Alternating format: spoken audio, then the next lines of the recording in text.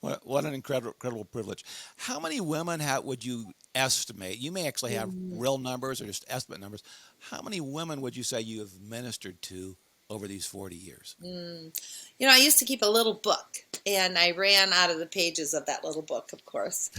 Um, because I tell you, myself personally, I'm in other parts of the ministry now because we are just starting a mobile pregnancy unit, and I'm out there because somebody has to raise the funds for it, right?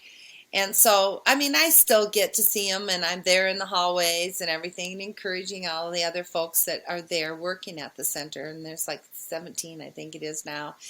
And you know, I would say thousands.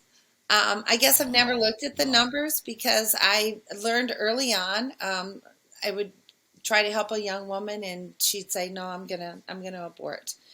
And I would think about her and think about her story, and it'd feel sad, but then there'd be another girl that we would help.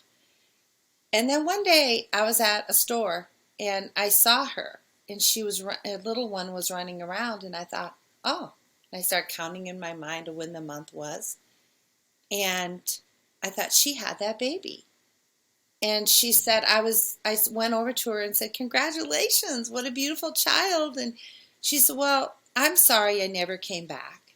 I'm just so ashamed of myself that I even thought that I wanted to end her life. She's the best thing that ever happened to me.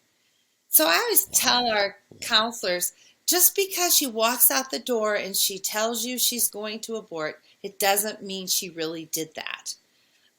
It's a personal and private thing, and so I don't know how many. I guess I'll know when I get to heaven.